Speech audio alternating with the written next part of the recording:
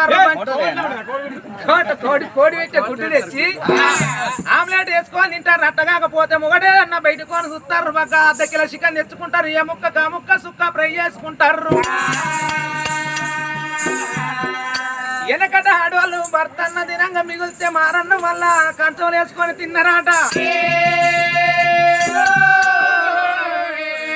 నా ఇప్పటికి అంత విలువ లేదు